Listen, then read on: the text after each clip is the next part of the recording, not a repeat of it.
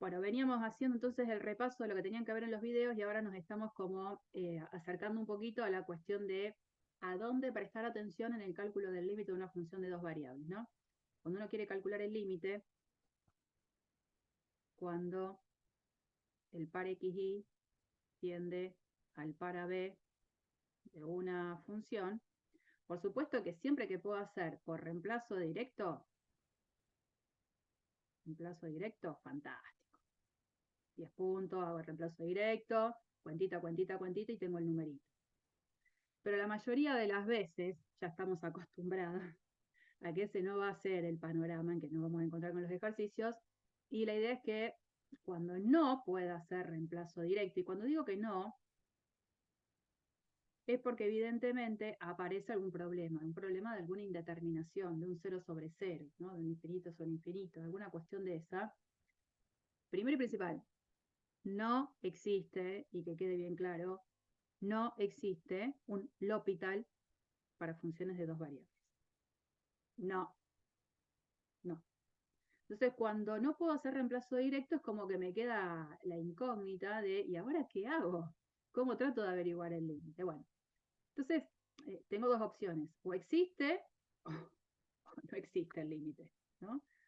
En el caso de que exista ese límite, es porque tengo que probar que por todas las curvas de acercamiento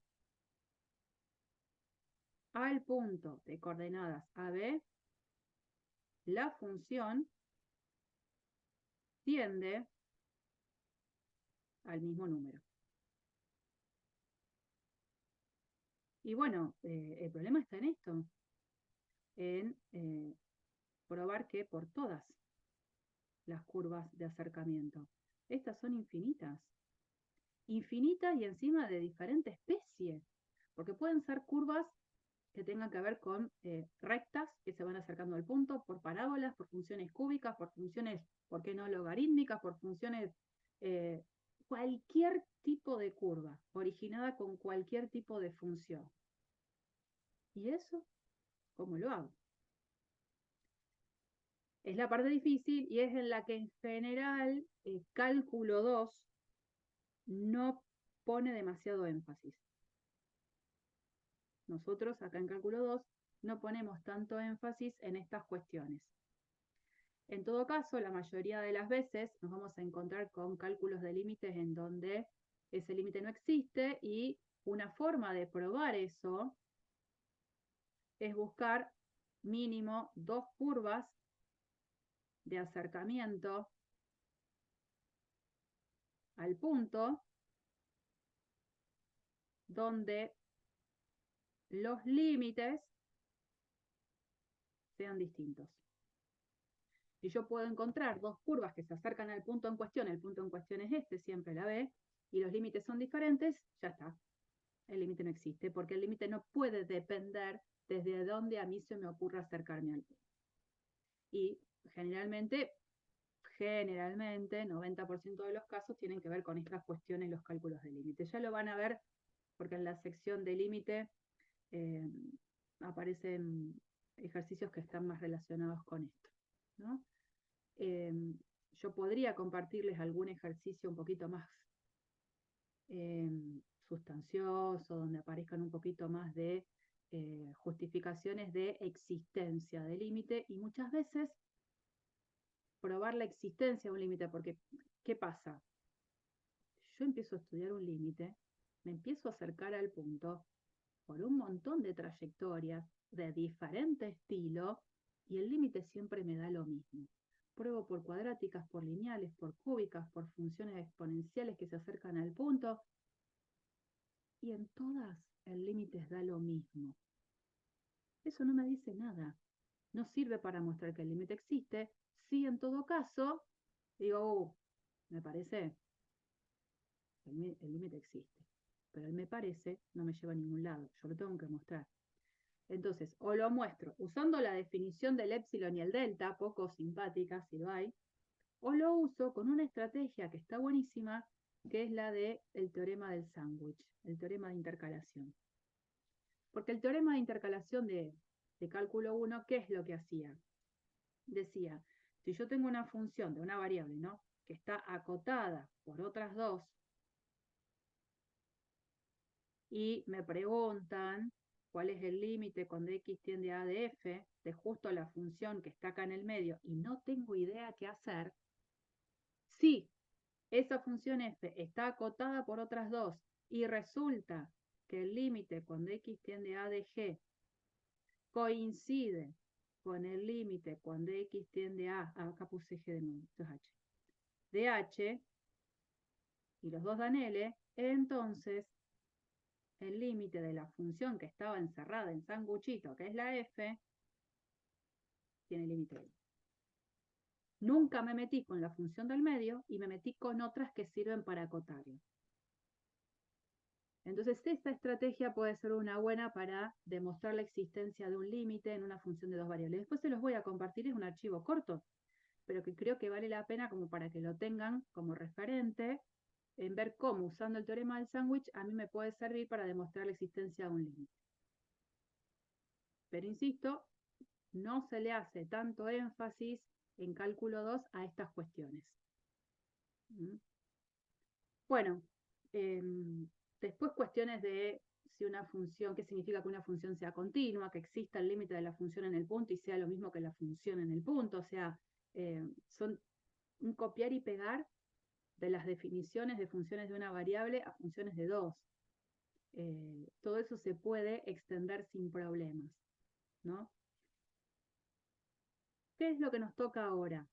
Esto hasta acá más o menos lo que tenían que estar viendo de manera detallada en los videos de clase. ¿Qué es lo que nos toca ahora? Definir derivadas parciales. Claro, yo cuando trabajaba en el mundo de cálculo 1, yo tenía una función de una variable y aprendí con las técnicas de derivación, aprendí a calcular lo que sería su derivada. Derivada que encima venía a partir de una definición original, que era límite cuando h tiende a 0, de f en x más h, menos f de x sobre h. Lo primero que me habían definido a mí para calcular una derivada era el límite de un cociente incremental, y después dijimos, siempre tengo que hacer el límite de un cociente incremental para calcular la derivada de una función. No. Aprendí técnicas de derivación, aprendí a derivar la suma, el producto, la división, una composición, base variable, exponente variable, con derivación logarítmica. Yo estoy en condiciones de derivar cualquier función.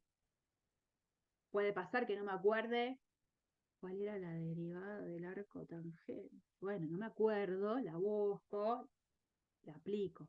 Pero yo puedo derivar cualquier función. Entonces ahora cuando la función es de dos variables, ¿no? Ahora yo tengo habitualmente z igual a una f de xy. ¿Qué significará derivar? Bueno, como ahora tengo más de una variable, no se usa la expresión solo derivar. Derivar solo sí tiene sentido cuando estoy hablando de una función de una variable, cuando hay una sola variable en juego. Cuando hay dos, vamos a ver que no se usa la expresión solo derivar. Y vamos a la presentación entonces de eso, de lo que son las derivadas parciales. Situación. Por ejemplo, puede pasar, a lo mejor no sé si va a ser el caso de ustedes, pero es como un ejemplo, me parece que se entiende bien a dónde se apunta. Supongamos que lo que yo quiero hacer es evaluar el efecto de un catalizador en un experimento. Estoy en una sala de instrumentos químicos, ¿no? Y un químico dice, yo necesito hacer un experimento donde lo voy a repetir varias veces, pero si hay varias cantidades en juego, puede pasar que a mí me interese dejar variables quietas en una misma valoración y solo a una de ellas empezar a cambiarla y ver qué pasa con el experimento. Lo voy midiendo al experimento, ¿no? en este sentido. Uno puede repetir un experimento varias veces usando cantidades distintas de lo que es un catalizador, mientras que mantiene otras variables como la presión y la temperatura constantes. Y después puede hacer al revés, puede repetir el experimento viendo que el catalizador lo deja en un mismo valor, la temperatura la deja en una misma temperatura y la presión la va cambiando. Y va viendo qué pasa como resultado de ese experimento. Entonces hay variables que quedan constantes y otras que van variando. Bueno, un poco eso es lo que vamos a tratar de ver, esa razón de cambio que se produce en una función de más de una variable cuando a una la dejo constante y a la otra no. A eso se lo llama, en el contexto ya de funciones de cálculo 2, derivación parcial. Yo les dije, no vamos a usar solo la palabra derivada o derivación, sino que ahora vamos a hablar de derivada parcial o de derivación parcial. ¿Por qué? Porque hay más de una variable en juego.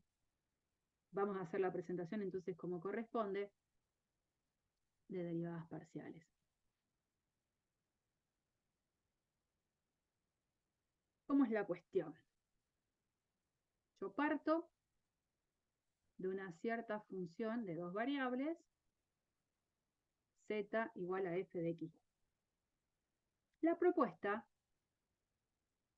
es de las dos variables, a una dejarla con un valor fijo y a la otra la hago variar.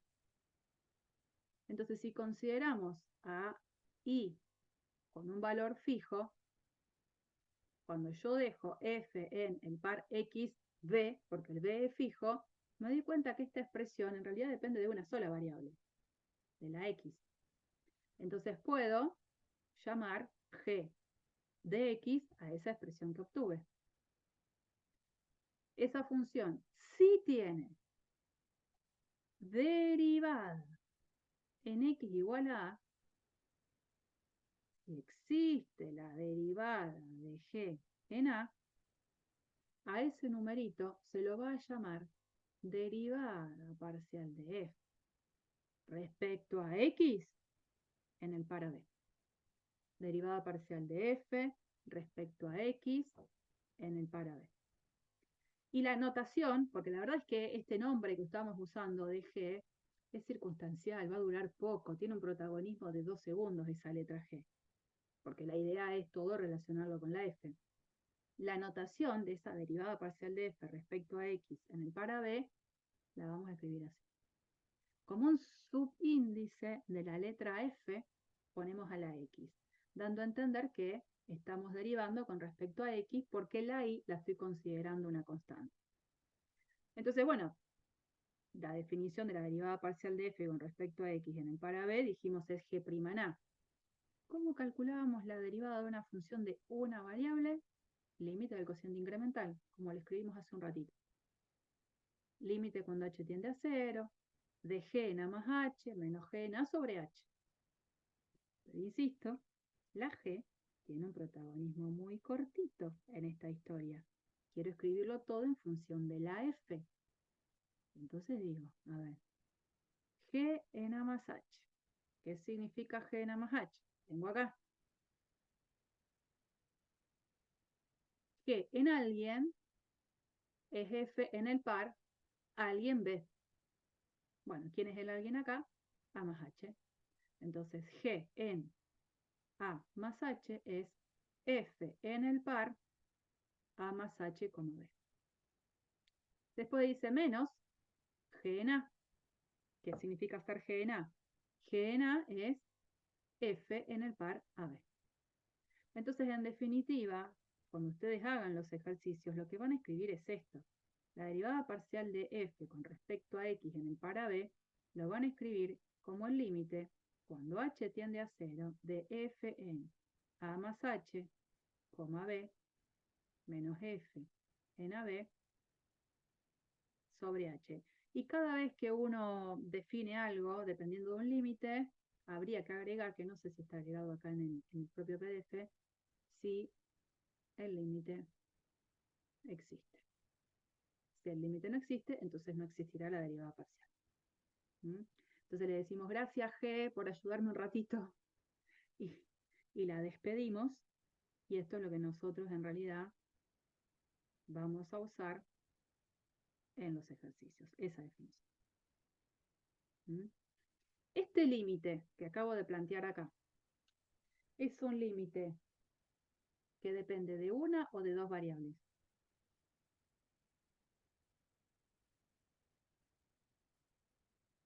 De una. De una.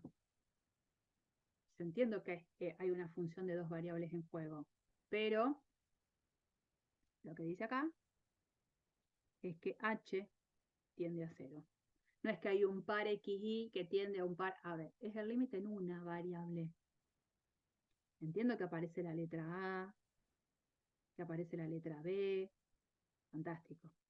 Pero quien me dice a mí que es la variable del límite es lo que yo pongo acá. Y hay una sola, h.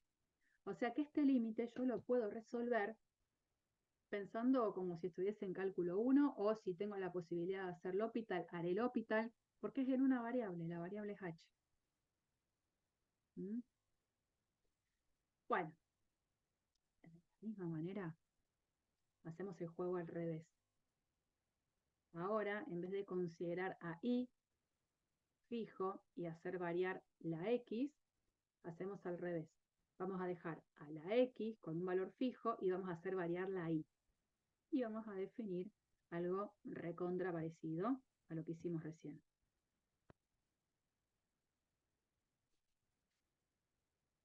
Y ahora yo dejo x igual a con un valor fijo. Entonces f me va a quedar evaluada en el par a, i, o sea que hay una sola variable en juego. A esa expresión la llamo G mayúscula de I, como para darle un nombre, y entonces definimos derivada parcial de F respecto a I, ahora en el par a B, a lo que sería la derivada de la G mayúscula en B. Derivada que sabemos otra vez es el límite de un cociente incremental. La notación que vamos a usar es esta. La F sub I, como un subíndice, la letra I, entendiendo que estamos derivando con respecto a I, en el par a B. Y entonces trasladando el cálculo de este límite a la notación con F, bueno, veo G en B más H. Entonces, ¿qué significa G en alguien? Es hacer F en el par A, coma, el alguien. Así que queda F en A, B más H. Ese es el par. Menos G en B. Y bueno, ¿qué significa hacer G en B? Reemplazo la B, la I por B y me queda F en el par B sobre H. De nuevo, es el límite en una sola variable y siempre terminar si el límite existe. Si el límite no existe, entonces no existirá esa derivada parcial. Si tuviese que pensar en una función de 3 variables, porque puede llegar a pasar en algún ejercicio, la estrategia es la misma. Al ser 3 variables ahora, hay 2 que se van a mantener constantes y una que va a variar. Entonces, para una función de 3 variables, tengo la posibilidad de definir 3 derivadas parciales. La derivada parcial con respecto a x, con respecto a y, y sería con respecto a z, en el caso de haber una tercera variable. ¿Mm? Bien, vamos a ver ahora esto cómo lo vamos a utilizar, digamos. Antes de pasar un ejercicio, si uno hace un poco ese recorrido que hacía en cálculo 1, uno veía primero derivada en un punto. Y después lo que veía era función derivada. Bueno, acá hacemos lo mismo. Nosotros recién lo que hicimos fue calcular lo que es la derivada parcial de una función de dos variables en un punto. Y ahora lo que hay que hacer es definirla en un xy genérico. Lo único que tengo que hacer es escribir la definición que tenía, pero en vez de poner el par AB, ahora estamos poniendo el par XY. Así que cada vez que aparecía el A y el B en la definición, ahora ponemos X e Y, siempre y cuando el límite exista. Y ahí hablamos de las funciones derivadas parciales. En cuanto a notaciones, nosotros ya presentamos esta notación donde la letra F tiene un subíndice que tiene que ver con la X o con la Y, dependiendo quién es la que toma el rol de variable. Y después existe esta otra notación. Fíjense esta. Derivada parcial de F respecto a X en el par XY. Y esta es otra notación. Es un poco emulando, nosotros cuando hablamos de derivada de una función de una variable, también escribimos esta notación, ¿no es cierto? La notación con los diferenciales. Bueno, un poco trata de identificarse con esa notación, solo que esto no es una D. Esta sí es una D y esta sí es una D. Esta no.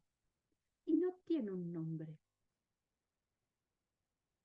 En general es como si fuese que quiero hacer una D, pero le hago un rulito al final. Yo siempre digo la D dibujada. Algunos dirán la D piruliteada, no sé, la D con un rulito. Pero no tiene un nombre. No tiene un nombre.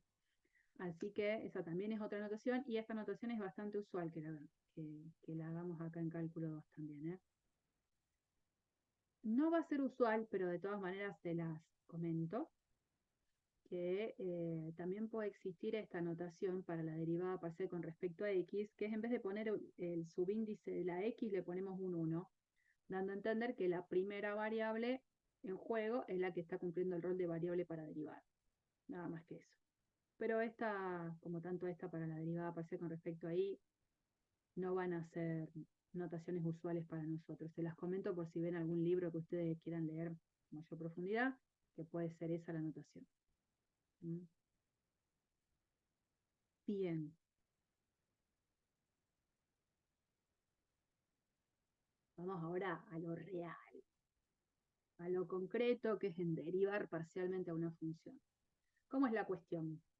Bueno, en la práctica vamos a estar todo el tiempo trabajando con el cálculo de derivadas parciales. Todo el tiempo. Nos van a acompañar de ahora hasta el final. Entonces, si yo quiero encontrar de una cierta función la derivada parcial con respecto a x, yo tengo que pensar en mi cabeza que la y es una constante. Y derivo a la ley que tengo considerando como que la única variable en juego es la x. Y en mi cabeza la considero a la y como un número. Al revés, tengo que cambiar el chip cuando quiera derivar parcialmente con respecto a y, ¿cómo es la cuestión? En mi cabeza tengo que considerar que la x es constante y como que tengo que derivar a la expresión que tengo como si la única variable en juego fuese la y. Esa es la estrategia. Vamos a hacerla juntos en un ejercicio. A ver. Yo quiero encontrar la derivada parcial de f respecto a x. De esta función donde acá tengo un producto y acá tengo una división. O sea, en mi cabeza tengo que pensar que la única variable en juego es la x. Y la y, cada vez que vea la y, me imagino un 5. ¿Qué hago?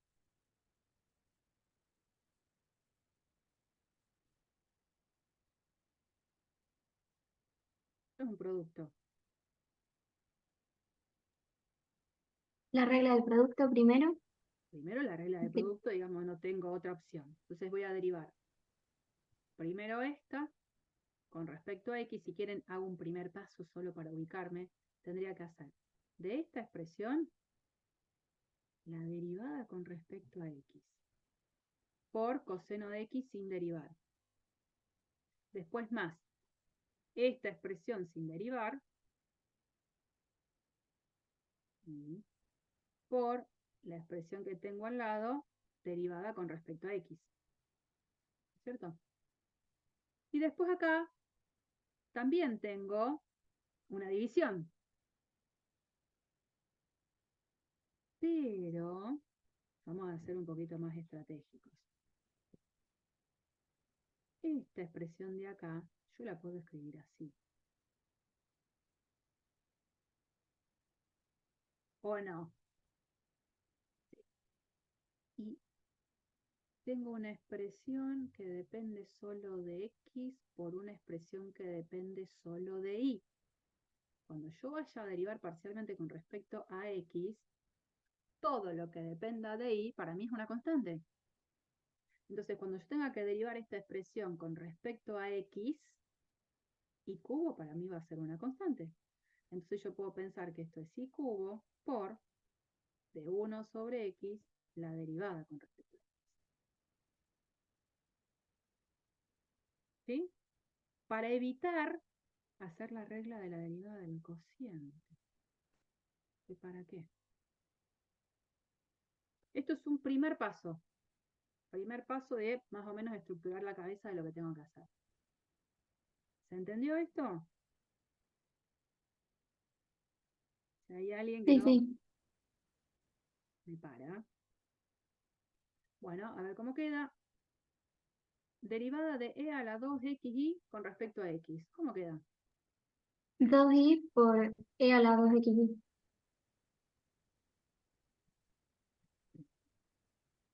2y por e a la 2xy. Por el coseno de x sin derivar. Más. Esto igual e a la 2xy por la derivada del coseno con respecto a x. ¿Qué me queda? Menos seno de x. Y después acá tengo este y cubo que queda como si fuese una constante por la derivada de 1 sobre x. Derivada. Menos 1 sobre x al cuadrado. Y esta es entonces la ley de la derivada parcial de f con respecto a x. Bueno, después si quiero, por ejemplo, de estos dos primeros términos, podría sacar factor común e a la 2xy y escribirlo esto un poquito más compacto, ¿no? No es que sea un paso recontra necesario, pero si lo quieren hacer, bienvenidos. ¿Qué pasa si yo quiero ahora hacer la derivada parcial con respecto a y? La voy a hacer acá arriba que tengo un poco de espacio. Derivada parcial de f respecto a y. Ahora.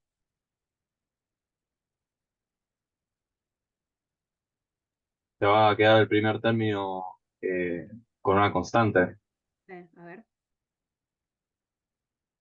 decime, ¿cómo quedaría?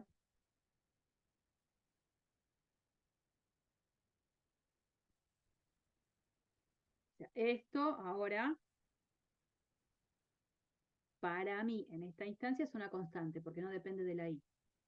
Entonces me quedaría coseno de y pensado como una constante, perdón, coseno de x pensado como una constante por la derivada de esta expresión, pero con respecto a y. ¿Cómo quedaría?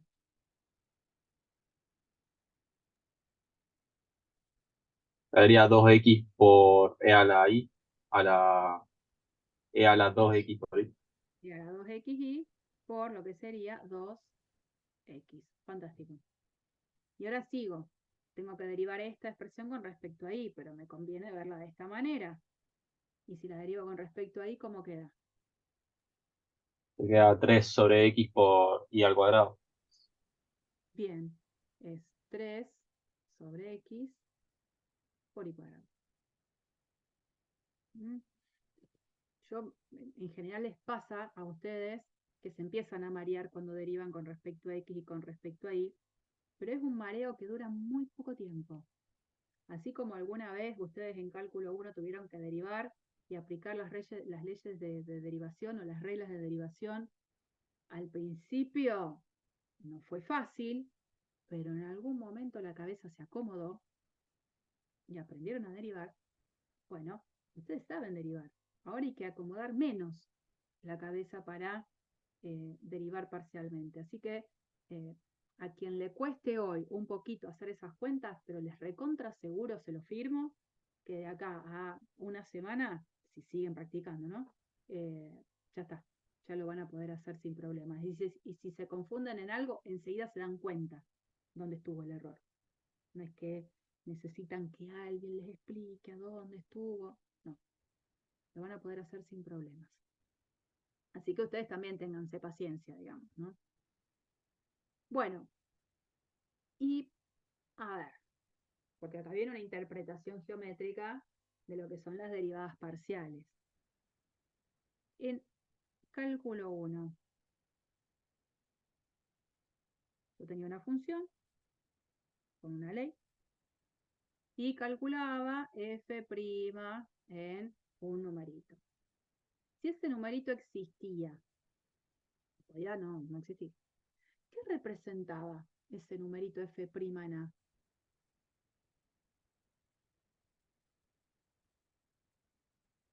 La tangente de ese punto. No, así no se dice así. La pendiente de la recta tangente en ese punto. Eso, por las dudas, Gina, ¿eh? Tal cual. F' en A representaba la pendiente de la recta tangente a la gráfica de la función en el punto de contacto, ¿no? Entonces, si yo tenía esto, acá tenía a f de A, acá tenía la recta tangente, y entonces esta recta tiene como pendiente el numerito f' en A. Exactamente. Bueno, las derivadas parciales siguen siendo derivadas. Entonces no va a ser descabellado pensar que esas derivadas parciales también representen pendientes de rectas tangentes, solo que ahora tengo que tener un mayor cuidado en decir tangentes a quién, porque ahora la gráfica de una función es una superficie, en este caso. Déjenme que cierro y abro este archivo de nuevo para que no se me haga pesado. A veces pasa eso. Ahí va.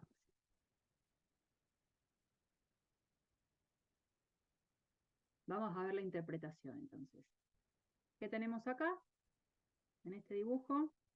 Lo que está dibujado en celeste o en azul, todo esto, así, sería la superficie gráfica de la función. O sea que esto que está en azul sería la gráfica de la expresión z igual a f de x. Cuando nosotros hacemos las derivadas parciales, empezamos diciendo, bueno, vamos a dejar una de las variables constante y hacemos variar la otra. En nuestra primera presentación dijimos la g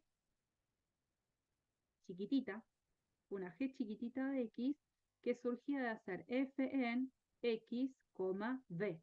Dejábamos la y igual a constante en b y hacíamos variar la x. Eso en el dibujo lo podemos pensar así. Y igual a b en el espacio, ¿qué representa?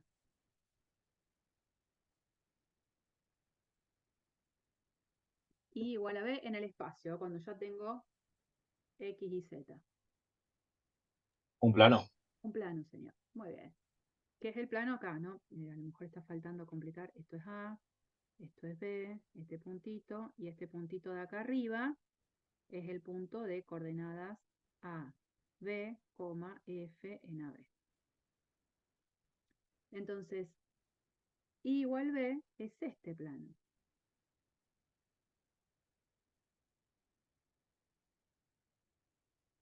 Este plano es I igual B.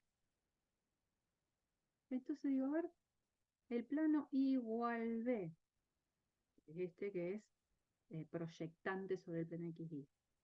Si lo intersecto con la superficie gráfica de la función, que es la que tiene esta expresión z igual a f de xy, lo que me va a dar en esa intersección entre este plano y esta superficie es una curva.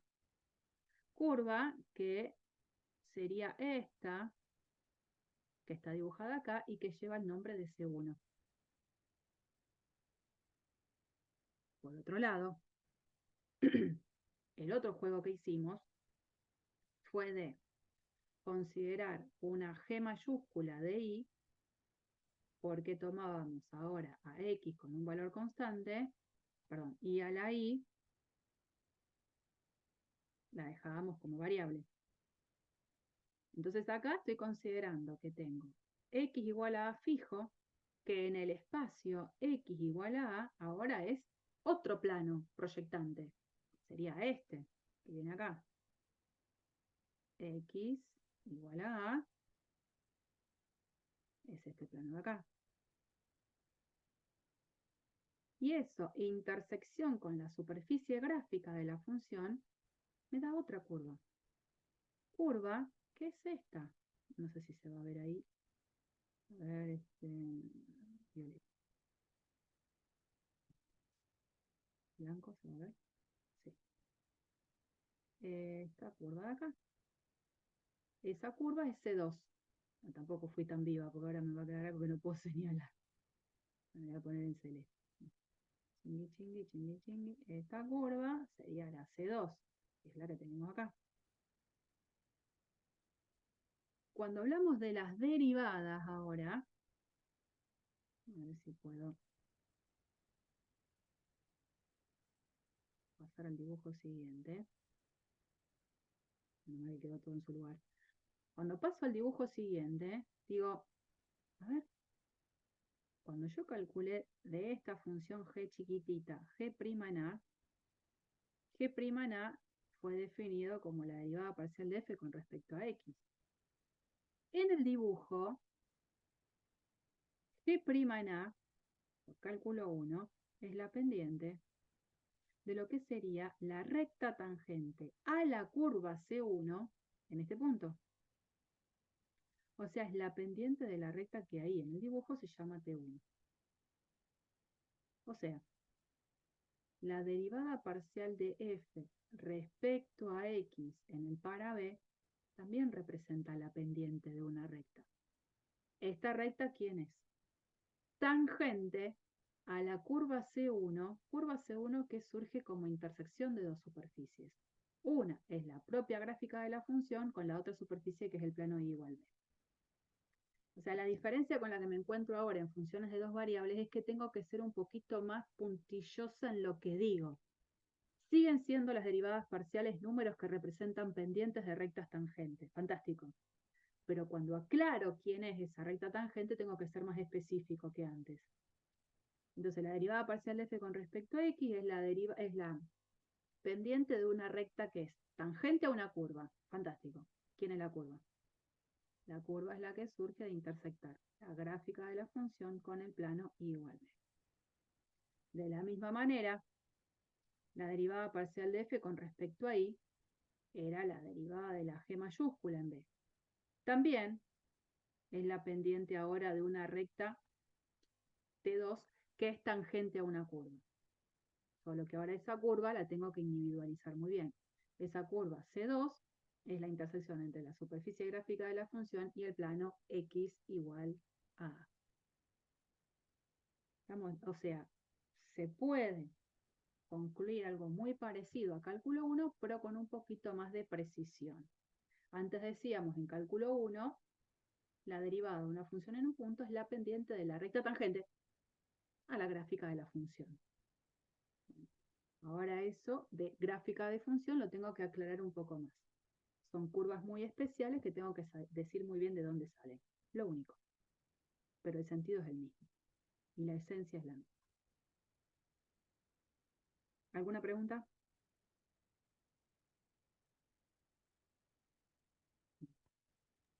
No, ninguna. Ustedes ya saben, me paran. Y acá te quiero ver. Este ejercicio realmente es muy bueno para aclarar algunas cosas. El ejercicio es muy particular.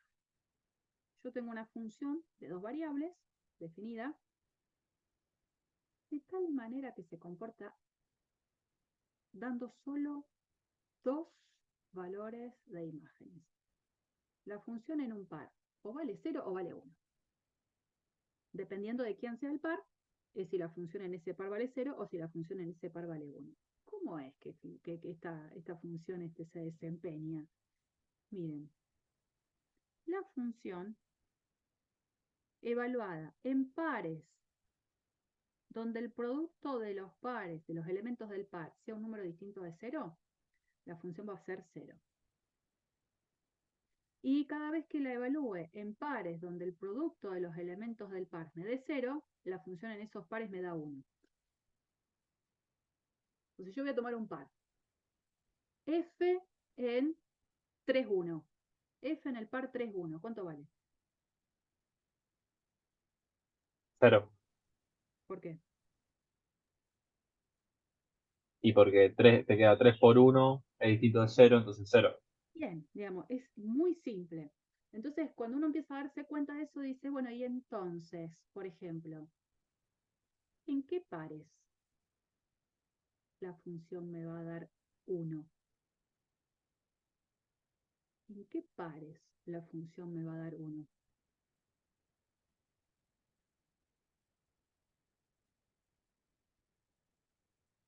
Cuando X o Y sea igual a 0. Bien, y si X o Y vale 0, entonces en R2, ¿dónde estoy parada? En el eje X y en el eje Y. Claro. Entonces, cada vez que un par sea un par perteneciente al eje X o al eje Y, la función en esos pares siempre me va a dar 1. En el resto de los pares, la función me va a dar 0. Por eso es el dibujo que ustedes ven acá. Cada vez que me posicione en un par que está sobre el eje X o sobre el eje Y, la función en todos ellos vale 1. Entonces, en la gráfica de la función se genera esta cruz celeste a la altura de 1. Mientras que en el resto del dominio voy a estar parada en pares que cumplan esta condición de que X por Y es distinto de 0. Ahí la función vale 0. A la vez me doy cuenta que el dominio de esta función, ¿cuál es?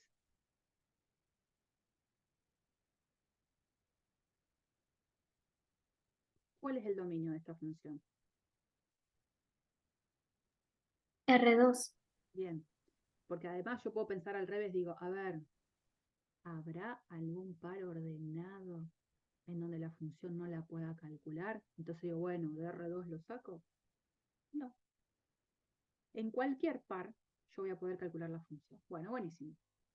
Puede como no estar el aporte de la gráfica de la función, no hay problema. Vamos a tratar de hacer los apartados que nos piden acá.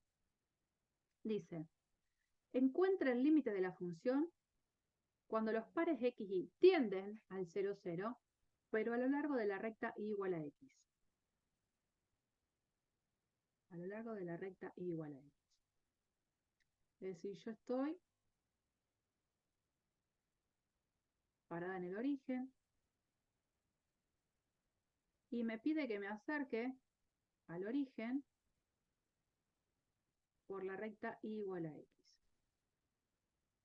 Ustedes saben bien que cuando uno quiere calcular un límite nada más, lo que pasa con la función en el punto no me interesa analizar en esta acción de acercarme al punto. Entonces, para el apartado A, cuando yo quiera calcular el límite, cuando los pares x y se acercan al origen a lo largo de la recta y igual a x, yo voy a terminar calculando límite de la expresión fx, porque y es igual a x, cuando x tiende a 0. Porque me estoy acercando por esa trayectoria. Son pares donde la x y la y son iguales entre sí. Y acercarme al 0 lo hago pidiendo que x tienda a 0.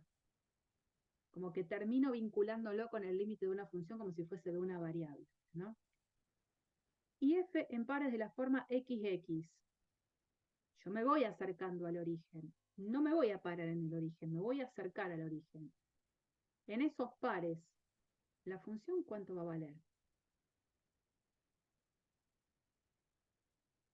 Yo me voy acercando por acá, vengo por acá, vengo por acá, cada vez más cerca del origen, ¿eh? No lo voy a tocar, pero cada vez más cerca. En todos estos pares, ¿la función cuánto vale?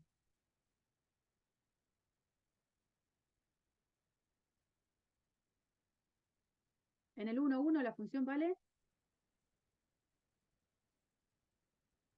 estoy en el 1, 1. ¿La función vale? 1. No, 0. 0, porque el par 1, 1 es un par en Perdón. el que los productos de los elementos del par es distinto de 0. Ahí va a valer 0. Me voy acercando cada vez más. En el 1 medio, 1 medio. ¿Cuánto vale la función en ese par?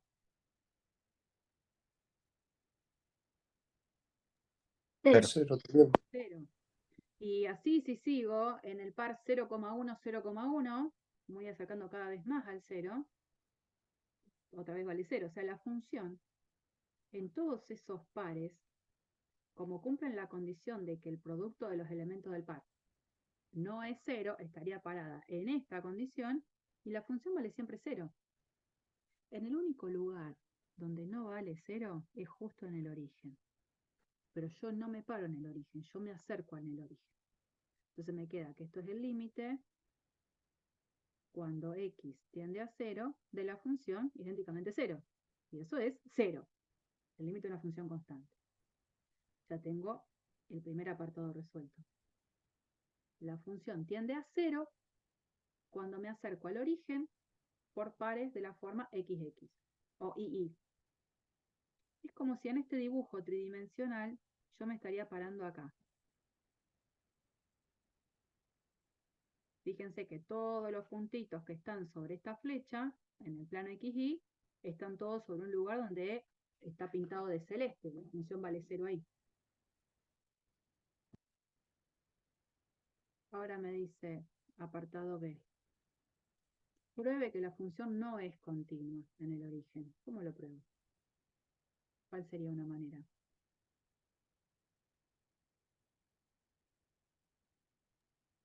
Y que el límite cuando x tiende a 0 es distinto que la imagen cuando x es 0. Bueno, O ¿cuál es sea, 1 sería. Bueno, esa puede ser una opción. No está mal. Yo digo, el límite cuando x tiende, perdón, el límite cuando los pares x y tienden al origen por la recta y igual a x nos dio 0. Por esta trayectoria de acercamiento al punto, el límite nos dio 0. Si el límite existe, no le queda otra que valer 0. Porque si ya por una curva me acerqué y dio 0, en el caso de existir, me tiene que dar 0 el límite. Ahora, resulta que la función en el origen vale 1. Entonces, exista o no exista el límite de la función en el origen, ya no se va a cumplir que el límite de la función va a coincidir con la función en el punto. Voy a elegir otra opción para demostrarlo, que va a ser directamente decir que el límite no existe. Yo quiero mostrar en el apartado B que directamente ni siquiera existe el límite de la función cuando me acerco al origen. ¿Cómo pruebo que ese límite no existe? ¿Por dónde me podría acercar?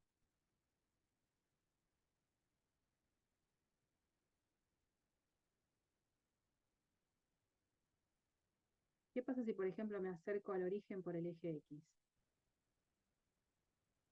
Me acerco por acá. Entonces yo digo, me acerco al punto 0, 0 por la recta y igual 0, que es estar sobre el eje X. Voy a calcular el límite. Ahora, con expresiones de la forma f en x0, cuando x tiende a 0. ¿Cuánto vale la función en estos pares? En pares de la forma x0. 1. ¿Perdón? 1. 1. Entonces voy a calcular el límite cuando x tiende a 0 de la función 1, porque todo esto vale 1. O sea, el límite de una constante, que en este caso me va a dar la propia constante, que es 1. Hay dos trayectorias de acercamiento al punto donde los límites son diferentes. Por lo tanto, no existe el límite de la función cuando los pares x y se acercan al 0, 0. Y si no existe el límite, menos va a ser continuo, ¿no? Por lo tanto, f no es continua en 0, 0. Es decir, me estoy acercando por acá. Justo donde la función siempre vale 1. 1, 1, 1. Listo, el apartado B. Probé que no era continuo porque mostré que ni siquiera existe el límite de la función cuando me acerco al origen. Sin embargo, ahora el apartado C me dice que las derivadas parciales en el origen sí existen. Sí existen. Bueno, vamos a ver una derivada parcial porque la otra es casi copiar y pegar, ¿no? Supongamos que yo necesito calcular la derivada parcial de f con respecto a x en el 0, 0. En el 0, 0, ¿no? Esto por definición vista hace unos minutos, esto es el límite cuando h tiende a 0 de f en 0 más h, 0, menos f en 0, 0, todo sobre h. Por las dudas, derivada parcial en un par AB con respecto a x era límite cuando h tiende a 0 de f en a más h, b, menos f en ab, todo sobre h. Ese era el límite. Ahora no es AB, sino que es el 0, 0. Entonces, donde aparece A voy a poner 0, donde aparece B voy a poner 0, y es donde surge esto que está acá. ¿No? O sea que me queda calcular el límite cuando h tiende a 0 de arriba. En definitiva es el par, h, 0, menos f en 0, 0. ¿Cuánto vale f en el 0, 0? Dijimos 1. 1. ¿Cuánto vale f en el par h0? 1. También 1, porque el producto de los elementos del par me da 1. Me da 0. Entonces me queda límite cuando h tiende a 0 de 1 menos 1, 0. O sea, límite cuando h tiende a 0 de 0 sobre h. Esto no es una indeterminación. Muchas veces uno lo escribe así y dice, uy, indeterminado. No, porque el numerador es 0 y 0 dividido h, h no es 0, h tiende a acercarse cada vez más a 0, pero no es 0. Entonces h sobre 0 no es más que una fracción donde esto es 0. O sea que tengo el límite cuando h tiende a 0 del número 0. Y eso es 0. Por lo tanto, la derivada parcial de f con respecto a x en el par 0, 0 es 0. Si hago la derivada parcial con respecto a y, lo único que va a cambiar es que en esta expresión el par va a ser 0, h, porque el más h para la derivada parcial con respecto a y se pasaba y se mudaba a la segunda componente. La derivada parcial de f con respecto a y también va a valer 0. Las dos van a existir. Entonces me encuentro, este típico ejemplo es algo que ustedes siempre tienen que tener como muletilla o como típico ejemplo en un verdadero falso, ¿no? Acuérdense siempre de este ejemplo. Esta función está definida sobre todo R2. En el origen no es continua y sin embargo las derivadas parciales existen igual. Entonces uno vuelve para atrás en las cosas que conoce de cálculo 1 y dice, a mí en cálculo 1, ¿qué me dijeron? Si una función es derivable en un punto, automáticamente ¿cómo es en el punto? Continua. Continua. Y es como que acá uno quiere repetir la historia. Bueno, ahora no es derivada, ahora son derivadas parciales. Y vimos acá que la existencia de las derivadas parciales no me garantiza la continuidad de la función. Entonces, que yo sepa que en un punto una función tiene derivadas parciales, no puedo decir nada acerca de la continuidad. Puede, como no puede ser continua. Este es un caso en el que no. Ahí la cosa empieza a cambiar. Ya había empezado a cambiar cuando calculamos límite. Dijimos, ya no es tan simple calcular un límite de una función de dos variables. Y ya no es tan simple hacer conclusiones como copiadas y pegadas de cálculo 1. Ya no.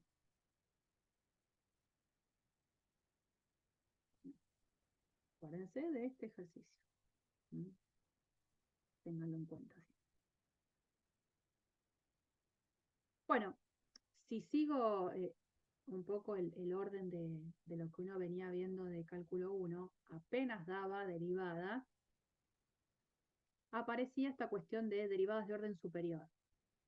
Y después empezaba a derivar con reglas de derivación. Bueno, acá también.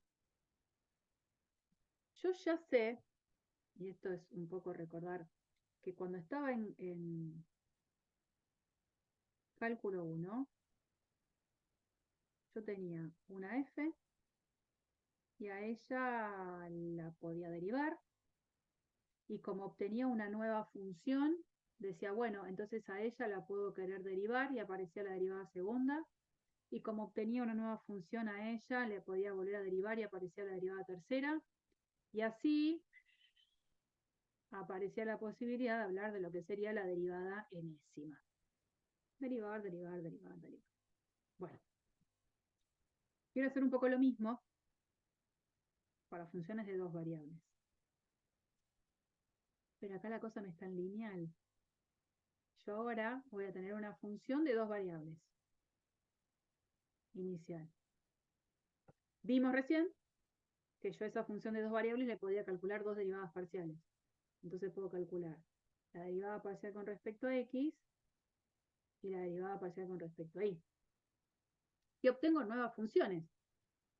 Entonces, ¿por qué no pensar que de cada una de estas funciones obtenidas yo pueda querer calcular sus derivadas parciales? Entonces, acá voy a tener dos derivadas parciales asociadas a ella, y acá voy a tener otras dos derivadas parciales asociadas a ella. Ahí acá. Y de nuevo, cada una de estas expresiones son nuevas funciones que yo puedo querer derivarlas parcialmente otra vez. Acá tengo dos, acá tengo dos, acá tengo dos y acá tengo dos. Bueno, lo que antes en cálculo 1 era como muy lineal, siempre de una derivada podía volver a derivar y tenía solo otra, acá ya el panorama siempre se va multiplicando por 2. Aparecen un montón de otras. Bueno, nosotros, si bien este panorama lo podemos ampliar un montón, nos vamos a quedar en este, básicamente, donde calculamos las segundas derivadas parciales. Algún que otro ejercicio de la práctica puede aparecer de derivada de orden 3, puede pasar, pero algún que otro, no más. Yo ahora voy a prestar atención a esto, sobre todo para presentar la notación. Bueno, bárbaro. Puedo entonces, dado una función de dos variables, calcular las derivadas parciales, de las cuales otra vez son funciones, y de ellas podemos querer calcular las derivadas parciales.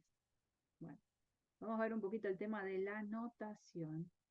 Una pavada, pero bueno, vamos a prestarle un poquito de atención. Más grande. Miren. Yo acá tengo, entonces, f, de la cual tengo la primera derivada parcial con respecto a x y la segunda, y la derivada parcial con respecto a y. Bien. Que son estas que están acá. Esta y esta. Entonces, a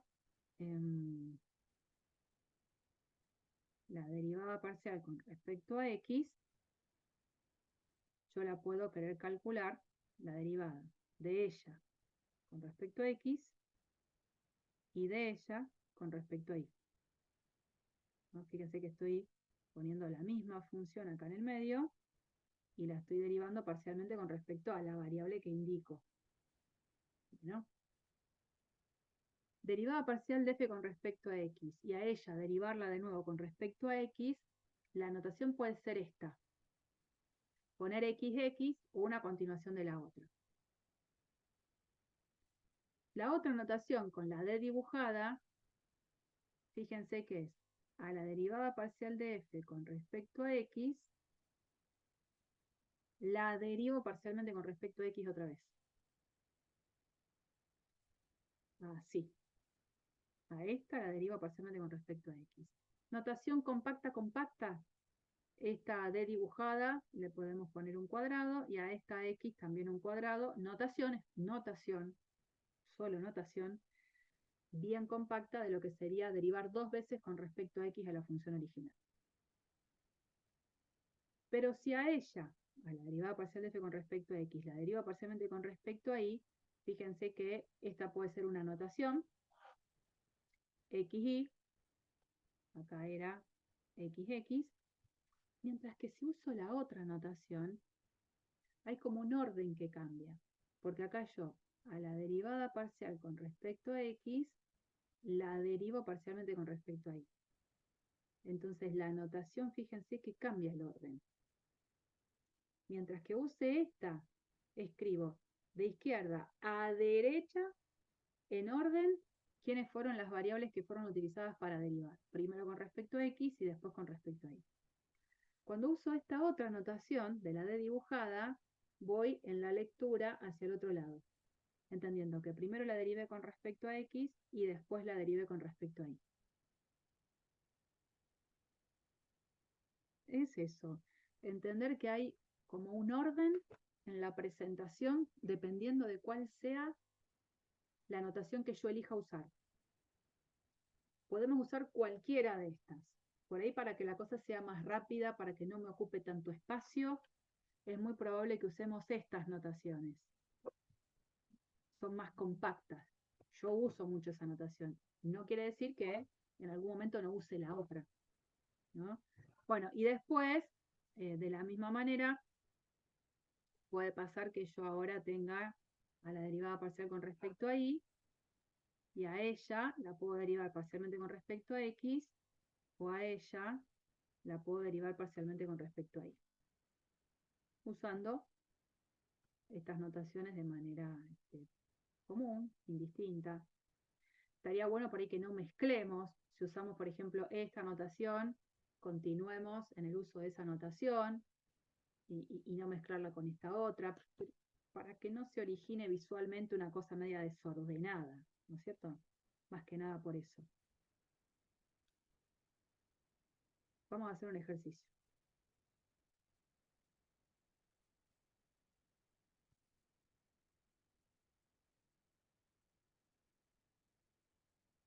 Vamos a ver esto. Calcular las derivadas parciales segundas o de segundo orden de esta función. Bueno, vamos a ver qué pasa. Derivada parcial de f con respecto a x. ¿Qué me queda? Y por coseno de xy más coseno de y, No, ¿no? no. Porque acá tengo coseno de xy. Claro, por eso te queda y por coseno de xy más coseno de y. ¿No? No es coseno. Ah, perdón, claro, seno, menos seno. Ahí va. La derivada del coseno es menos seno. Entonces es menos seno evaluado en lo de adentro por la derivada de lo de adentro con respecto a la variable que está en juego, que es la x. Y la y la considero una constante. Entonces ahora sí, lo voy a hacer en orden como para que se vea. La derivada del coseno menos seno evaluado en todo lo de adentro por la derivada de lo de adentro, pero derivando con respecto a x, que es la variable. Entonces me va a quedar por y. Más, tengo que derivar esto con respecto a x, entonces todo lo que sea coseno de y para mí va a ser una constante, entonces me queda más x. Más, justamente, la constante, que es coseno de y. Perdón, eso es una constante y la derivada de la constante por x es la constante. Esa parte sí estaba bien, Gina. La que no estaba bien era esa, que te diste cuenta. Claro, claro. Bueno, y acá de costadito voy a poner f sub i. ¿Cómo quedaría f sub i? Va a quedar menos seno de xy por x. Y después, Sería menos seno de, de x, de y, perdón. Por X también. claro, ahora x es constante, entonces me queda la constante por la derivada del coseno, que es menos seno de i. ¿Está bien? Sí, Ahí, Julián. ¿Estamos de acuerdo, Julián? sí, sí. Vamos a hacer Pasa que notar. confunde un poquito por ahora por ¿Viste? las constantes. Sí, sí, confunde, confunde. Bueno, vamos a hacer las otras. XX. De esto, ahora tengo que derivar parcialmente con respecto a x. Otra vez,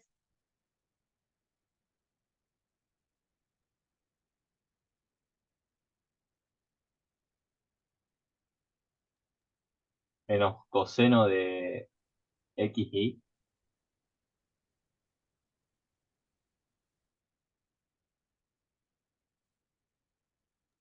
Por i al cuadrado más coseno de i. a ver, este menos lo conservo. La derivada del seno, coseno. Entonces este menos sigue. La derivada del seno es coseno, evaluado en lo de adentro, por la derivada de lo de adentro con respecto a x, que es y. Entonces con este y se junta y queda y cuadrado. Bien. Y no hay más nada que hacer. Después, cuando a esta expresión la derivo con respecto a x, ¿qué me queda? 0. Te queda 0. 0. O sea que eso es lo único que sobrevive para f derivarla dos veces con respecto a x. ¿Estamos? Ahora seguimos con la otra. Fx y. ¿Qué queda? Ahora sí es un producto. Esto sí, voy a necesitar mirarlo como un producto para derivar.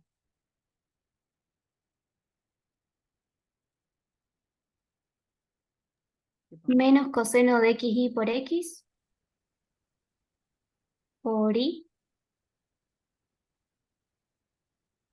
Menos seno de XY. Más, perdón, menos seno de Y. ¿Está bien? Acá tuve que hacer regla de la derivada de un producto, porque estoy derivando con respecto a y, y en estas dos expresiones en el producto las dos tienen una y dando vuelta. Y después este término justo quedó dependiendo de la i, o sea que lo tengo que derivar. No es que me lo puedo sacar de encima. Bueno, bárbaro. Vamos a hacer la otra. F, I, I. Acá. F, I, I.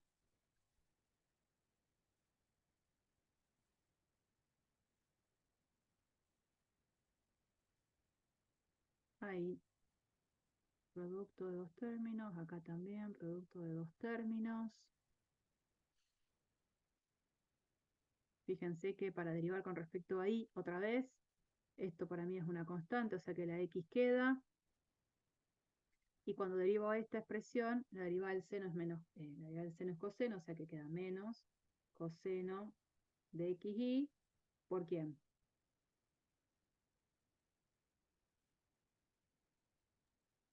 Estoy derivando con respecto a y.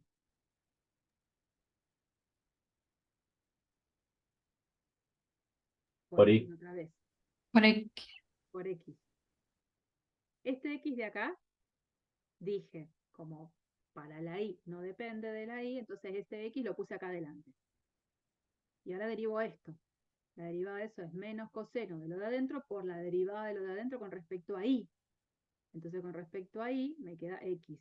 Y en vez de poner X acá, lo pongo directamente con un X al cuadrado. ¿Está bien? ¿Tengo que seguir haciendo algo más acá?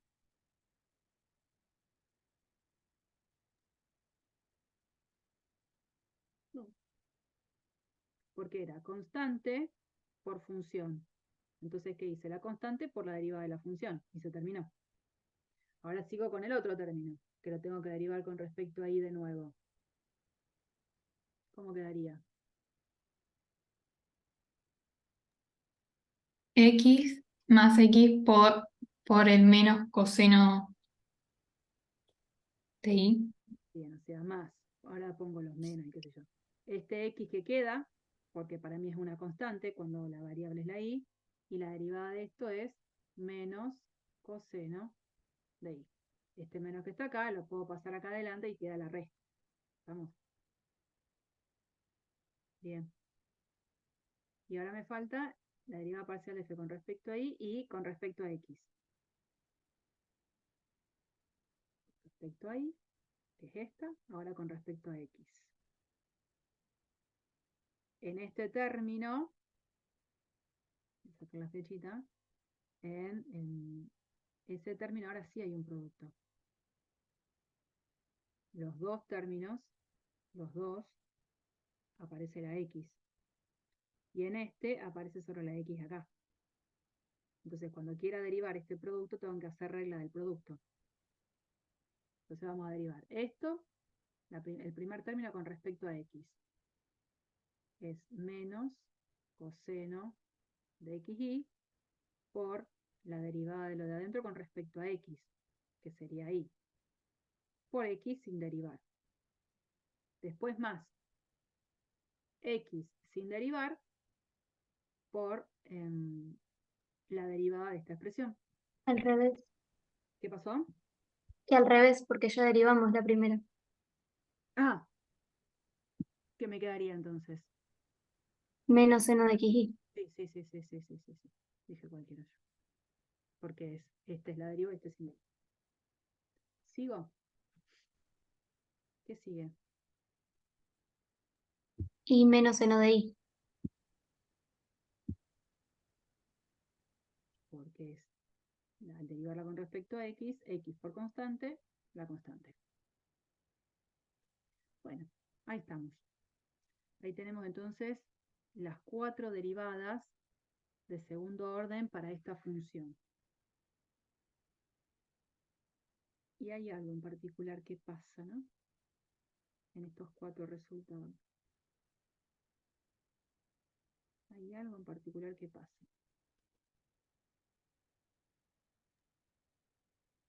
¿De qué me puedo dar cuenta? La segunda, o sea, f de xy y f de ix son iguales. Sí, por las dudas, viste, cuando decís f de x, y, yo te entiendo porque estamos juntas leyendo esto, pero si vos decís f de x, y, Claro, esto sí, es lo sí. que interpreto. Así que ojo con eso, decís derivada parcial de f con respecto a x y luego con respecto a y, entonces ahí todo el mundo entiende por las dudas. Pero Bien. bueno, ¿qué sucede? Que esta segunda... Ah, ¿qué me faltó acá? Se me borró algo. Esto era seno de y. Esta derivada de segundo orden, donde lo que hicimos fue derivar primero con respecto a x y luego con respecto a y, me da lo mismo que esta derivada de segundo orden, donde primero hacemos con respecto a y y luego con respecto a x. Y eso no es pura casualidad. Que estas dos expresiones nos hayan dado iguales estuvo bien. Nos tenía que dar iguales. ¿Y todo eso por qué? Porque ahora vamos a presentar un teorema que no lo vamos a demostrar, pero sí lo vamos a tener como referente. Un teorema que bajo ciertas condiciones de la función de dos variables, si esas condiciones se cumplen, lo que serían las segundas derivadas cruzadas, serían las cruzadas porque primero hago con respecto a X y luego con respecto a Y, y acá al revés, primero con respecto a Y y luego con respecto a X, tienen que ser iguales. ¿Cuáles son las condiciones? Eso. Las que nos brinda el teorema de Clairaut, que es el teorema se escribe así, Clairaut, teorema de Clairaut, que nos dice lo siguiente: si la función está definida sobre un disco, que obviamente contiene un punto AB, y las segundas derivadas cruzadas son continuas en él, necesariamente esas segundas derivadas cruzadas tienen que ser iguales en ese punto y en cualquier punto en el cual esté en el disco. O sea, básicamente, si las derivadas de segundo orden cruzadas son continuas, necesariamente esas derivadas de segundo orden cruzadas tienen que ser iguales. O sea que eso que nos había dado en nuestro ejemplo nos tenía que dar. Nos tenía que dar. No había otra opción. Así que siempre que tengan segundas derivadas continuas, fíjense que sea coherente el resultado que encuentran, porque iguales tienen que ser. Vamos por las dudas. Y estas derivadas parciales participan en la resolución de problemas que a lo mejor no van a ser problemas que nosotros vayamos a trabajar en el contexto de cálculo 2. Seguramente estas cosas van a aparecer tampoco en cálculo 3, sino en aquel que tenga cálculo 4 o cálculo avanzado. Van a trabajar con la resolución de ecuaciones diferenciales en derivadas parciales. Son ecuaciones en las que la incógnita ahora es una función. Y esa función, ustedes saben que cumple una ecuación donde están involucradas sus derivadas parciales. No va a ser algo que van a ver acá, insisto, es solo presentarles un contexto para que vean dónde a lo mejor participan estas derivadas parciales y de segundo orden. Bueno, entonces en ese contexto donde se les presenta esta placa, donde en ecuaciones diferenciales parciales aparece la resolución de este tipo de ecuaciones, que son lo que se llama la ecuación de Laplace, buscar una función cuando la derivo dos veces con respecto a x y la derivo dos veces con respecto a y, que la suma de esas dos expresiones de cero, esa sería la ecuación de Laplace. Las funciones que solucionan a esta ecuación de Laplace son funciones que se las llama funciones armónicas. Y este tipo de problemas aparecen a lo mejor en una situación aplicada a conducción de calor, flujo de fluidos, potencial eléctrico, dependiendo cuál sea un poco la especialidad de la ingeniería en la que ustedes estén anotados. Así que no es la función de cálculo 2 trabajar sobre estos problemas, solo presentarles que existen y en este caso, ¿a dónde vamos a apuntar nosotros? A algo muy básico. Vamos a apuntar a que puedan demostrar que esta función, que es e a la x seno de y, realmente es una solución de la ecuación de Laplace. Realmente cuando la derivamos dos veces con respecto a x, la derivamos dos veces con respecto a y la suma de estas dos cosas me da 0. Es algo muy simple, lo podemos hacer ahora. Fíjense, si yo hago la derivada parcial de esta expresión con respecto a x, ¿qué me va a dar?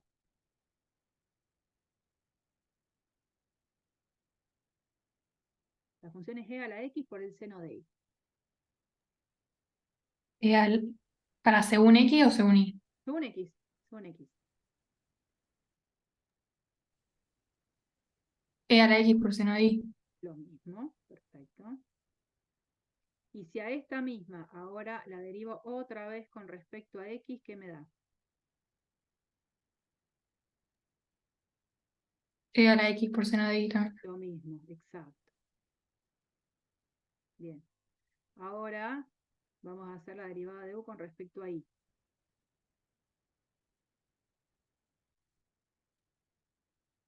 ¿Qué me E a la quedaría? X por coseno de Y. E a la x coseno de y. Y si a esta la vuelvo a derivar dos veces, digamos, a la que acabo de encontrar, la derivo de nuevo con respecto a y, ¿qué me quedaría? E a la X por menos seno de Y. Bueno, fíjense que es simple, sumo estas dos expresiones y realmente la suma de ellas dos me da 0. ¿Mm? Una es e a la x seno de y la otra es la opuesta. Así que en la suma da 0 y esta función entonces sería una función armónica, una función que verifica esta ecuación diferencial en derivadas parciales. Era simple, no era nada rebuscado. Y con eso tenemos un poco la presentación de derivadas parciales.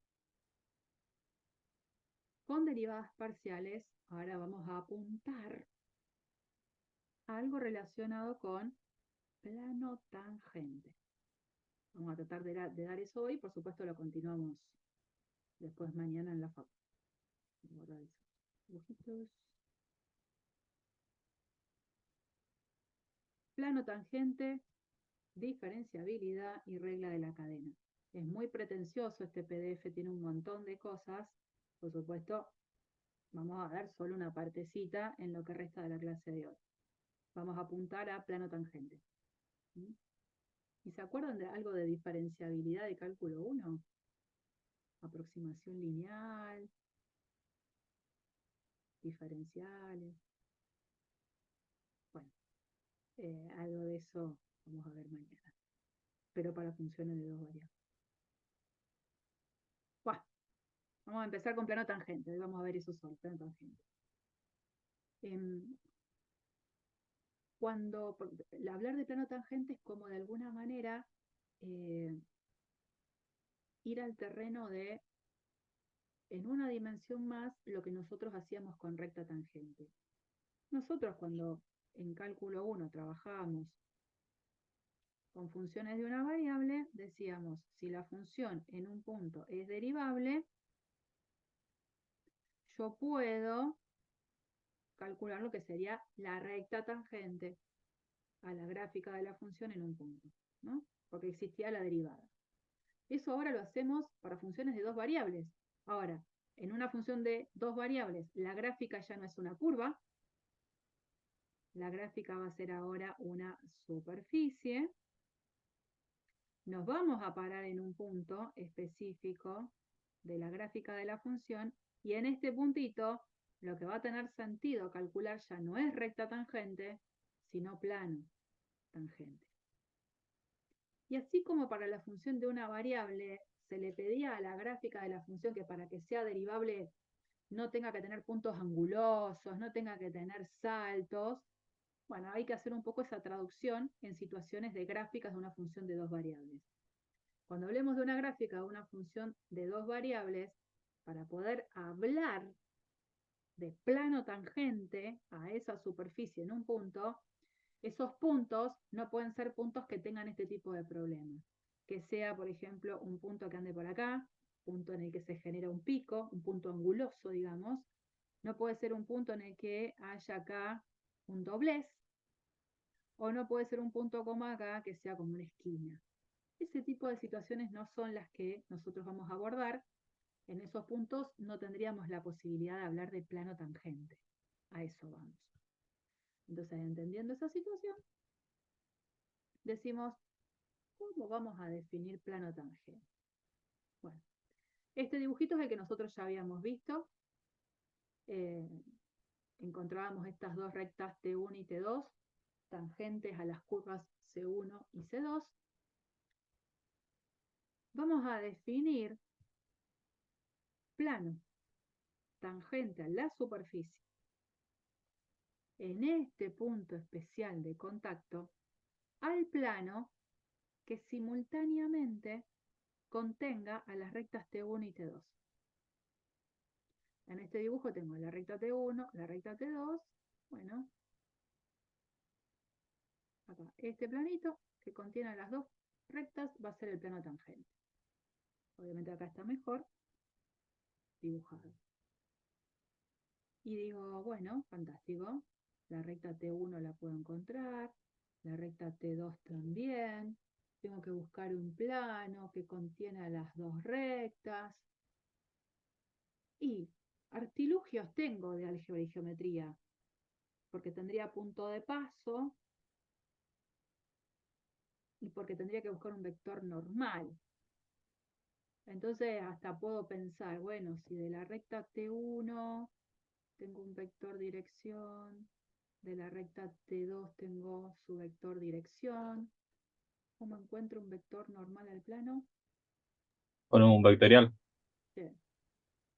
Pero de todas maneras esa no va a ser la estrategia. No va a ser la estrategia que vamos a hacer acá. Digo, tengo argumentos, tengo recursos para poder sacarlo mirándolo desde argumentos de álgebra. Pero lo vamos a hacer pensando en que estamos en cálculo 2. Es otro enfoque, nada más. ¿Qué es lo importante que se puede reconocer? Que este plano que estoy buscando, no va a ser vertical, no va a ser proyectante sobre el plano XY. ¿Por qué? Porque de ser proyectante sobre el plano XY es porque alguna de estas dos rectas ha tenido que ser perpendicular. Y ustedes saben que cuando uno habla de una recta vertical, esa recta vertical no va a ser una recta que surja porque exista el límite del cociente incremental en un punto, ¿no es cierto? Nosotros hablamos en cálculo 1 de rectas tangentes a curvas verticales. Hablamos a veces de eso. Pero son rectas que surgen de la geometría de la gráfica de la curva, pero no porque exista el límite del cociente incremental. Entonces, como acá, tanto T1 como T2 son rectas, que surgen de rectas tangentes a curvas, y que surgieron porque existía el límite del cociente incremental, ninguna de estas rectas, ni T1 ni T2, va a ser vertical. Por lo tanto, el plano que las contiene tampoco va a ser vertical, tampoco va a ser proyectante sobre el plano XY. ¿Para qué tanto digo esto? Porque cuando yo tengo la ecuación de un plano, ¿no? Yo tengo, no lo voy a llamar A porque el punto creo que se llama A, perdón. Yo voy a llamar A sub 1, ¿sí? X menos A más A sub 2 por I menos B más A sub 3 por Z menos C igual 0. Este sería un plano que a sub 1, A sub 2 y A sub 3 los tiene como coeficientes del vector normal, y donde A, donde B y donde C son las coordenadas del punto de paso. Punto de paso. Que el plano no sea perpendicular a el XY, no sea proyectante sobre el plano XY, hace que este coeficiente, el que acompaña al Z, no sea 0. ¿No? Cuando uno tenía un plano de la forma, no sé, 2x menos 5y igual a 8, eso, un plano en el espacio, era un plano paralelo al eje Z. No estaba el Z en su ecuación, era un plano paralelo al eje Z. Bueno, nosotros, como no vamos a tener esa situación, el plano no va a ser perpendicular al XY, el plano no va a ser paralelo al eje Z, quiere decir que en la ecuación del plano, la Z tiene que aparecer. O sea que este término de acá, seguro, es distinto de 0. Entonces, asegurando eso, a la ecuación del plano yo la puedo escribir así. Z menos C igual a menos A sub 1 por X menos A. Menos A sub 2 por I menos B. Y este A sub 3, que pasa dividiendo. Entonces, la idea es que esto es un gran número al que yo lo bautizo con A, y esto es otro gran número al que yo lo bautizo por B. Entonces, el plano que voy a buscar, lo voy a buscar a propósito de esta forma. Z menos C igual a número A mayúscula por X menos A, más número B mayúscula por I menos B. Donde, justamente, esos dos numeritos van a ser mi incógnita. Números que no conozco y que voy a tratar de conocer. Bueno, eso es un poco la previa a escribir justamente esto. El plano tangente, ya que no es vertical, lo puedo escribir de esta manera, donde obviamente lo que me queda es averiguar quiénes son esos numeritos A mayúscula y B mayúscula. ¿Cómo lo hacemos? Bueno, miren. La recta T1, voy a venir acá de nuevo. La recta T1, acuérdense, era recta tangente a la curva C1. Bien. Esta curva, acuérdense que estaba sobre este plano, que era el plano I igual a B. Entonces ahora esta recta T1 la puedo pensar como recta que pertenece simultáneamente a dos planos. Uno es este, el que había surgido de la deducción ya desde el PDF anterior, y otro, el propio plano tangente que busco. La recta T1 está contenida en los dos planos. En este, por los PDF que veníamos haciendo antes, y también está en este plano que estoy buscando porque por definición el plano tangente contiene a T1. Entonces, como ustedes saben, en el espacio, una recta puede ser dada como intersección de dos planos. De la misma manera, la recta T2. La recta T2, estaba dentro del plano que salía de hacer esto, X igual a. Pero la recta T2 también está en este otro plano, que es el propio plano tangente que estoy buscando. Entonces la recta T2 también la puedo pensar como intersección de dos planos. Eso es lo que van a ver ustedes ahora en la placa siguiente. Yo voy a pensar que cada una de estas rectas, T1 y T2, la pienso como intersección de dos planos. Entonces, la recta T1, intersección del plano igual B con el propio plano tangente que estoy buscando. Y la recta T2, intersección con el plano X igual a y el propio plano tangente que busco. Y ahora uso un poco a favor la información que tengo. Si Y es igual a B, en este sistema lo puedo poner acá, pero sigo manteniendo el sistema. Entonces digo Y igual B, pero ese igual B lo reemplazo arriba y la expresión que queda acá arriba es esta. Acá, del otro lado. Como X es igual a, lo reemplazo acá. Entonces esto se va a cancelar, pero sigo manteniendo el sistema con las dos ecuaciones a la vez.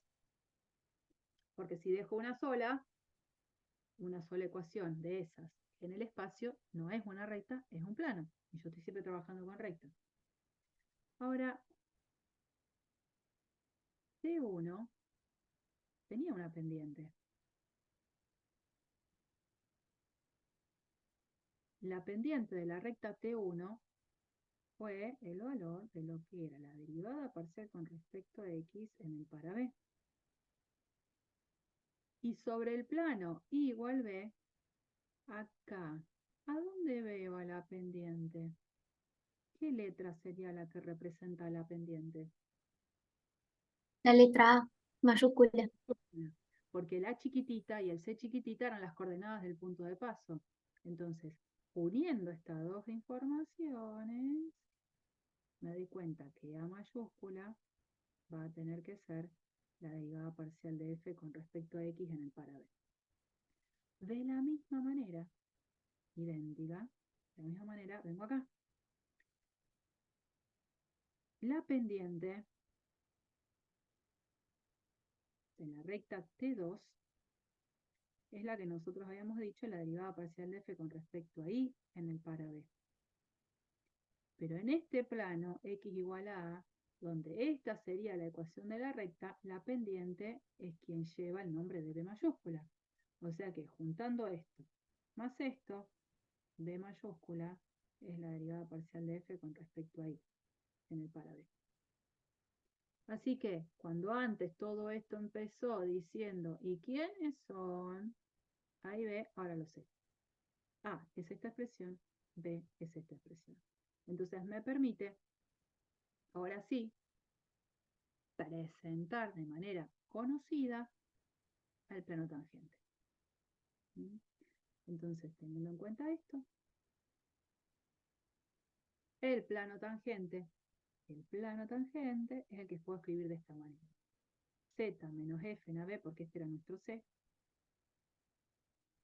es la derivada parcial de F con respecto a X en el para B por X menos A, más la derivada parcial de F con respecto a Y en el para B por Y menos B. ¿No? O sea, escrito de otra manera, Z igual a F en AB más derivada parcial de F con respecto a X en el para B por X menos A, más derivada parcial de F con respecto a Y en el para B por Y menos B. Esta sería entonces la ecuación del plano tangente. Esta o esta final que estaba acá es la misma. Es si dejo del lado de la izquierda o del lado de la derecha la expresión de F en AB. Por ahí digo, lo escribo de esta manera porque es la que mantiene un poco la misma presentación de lo que en funciones de una variable era recta tangente. Porque quedaba la I escrita en función de todo el resto, ¿no? Bueno, ya sabríamos cómo calcular un plano tangente a la gráfica de una función de dos variables. Si paro acá, ya mañana lo que hacemos es continuar con este PDF porque vamos a trabajar con linealización y con, en lo posible, si podemos, regla de la cadena. ¿Mm?